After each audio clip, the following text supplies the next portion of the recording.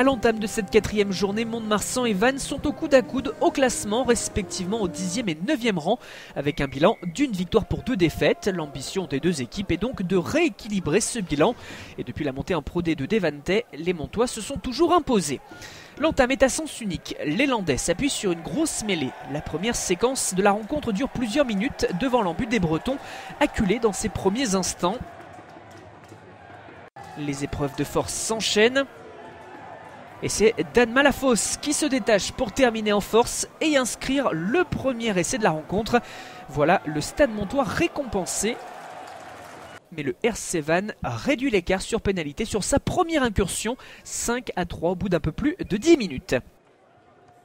Mont-de-Marsan ne reste pas moins dominateur. Matanavou déchire le rideau défensif en prenant l'intervalle en sortie de ruck. Il met le feu dans la défense, il s'appuie sur Romain Cabane et c'est Vakaya qui marque le deuxième essai après un raffut et en se montrant solide. Johan Laus Aspiassou transforme, cela fait 12-3 au quart d'heure de jeu. Les Landais ont vraiment la main mise sur la rencontre à l'image de leur domination en mêlée, une vraie rampe de lancement. Cette fois, c'est Clément Otazo qui prend ses responsabilités pour attaquer la ligne. Passer après contact dans la course de Vakaya. Les passes s'enchaînent, sont rapides. Le surnombre au large et la conclusion de Laus Aspiassou pour déjà le 3e essai de la partie. Alors que l'on joue depuis 20 minutes, 17-3. Mais juste avant la pause, Vannes réagit enfin au courage. Du travail pour fixer sous les poteaux et un surnombre sur les ailes. Jean-Baptiste Pic décale Vendry Picot. Le suspense est relancé juste avant la mi-temps. La transformation d'Ilsenbeck est ratée, mais cela fait 17-8 au moment de regagner les vestiaires. Et l'international allemand n'a pas plus de précision au retour des vestiaires en trouvant le poteau gauche. Les Bretons ratent des occasions. Ils vont cependant se voir donner l'occasion de se relever, une situation d'avantage et un plaquage beaucoup trop engagé de Thibaut Rey sur Jules Lebaille. Flavien Ourquet, l'arbitre, consulte son juge de touche et sort le jaune. Mont-de-Marsan va jouer 10 minutes à 14. Et Vannes revient à 6 points grâce à la pénalité de son buteur Christopher Ilsenbeck. Paradoxalement, ce sont les locaux qui gèrent mieux cette période à 1 de moins. Ils continuent d'attaquer et se procurent des situations très nettes.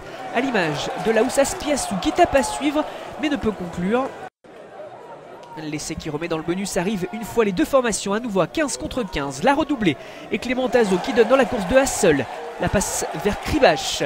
Les avants font les efforts. Et c'est Timothy Matanavou qui marque son premier essai de la saison depuis son retour dans les Landes. 22 puis 24-11. Vannes a pris un coup sur la tête. Mont-de-Marsan se détache et enfonce le clou encore. De nouveau Hassel pour capter ce qui est une pénale touche. Un ballon porté et Yann Bretous derrière la ligne d'embut. Le doublé pour lui, son deuxième doublé de la saison après celui face à Narbonne. Danry Gerber ne tremble pas au pied. Le score est scellé 31-11. Et les attaques montoises se poursuivent. La fin de passe de Dorian Laborde et la puissance, l'essai de ce jeune de 20 ans, le 6e de son équipe dans ce match. Gerber est encore présent pour transformer. Et le Stade Montois s'impose au final 38-11 face à Vannes et signe sa deuxième victoire bonifiée de la saison, et cela en 2 réceptions.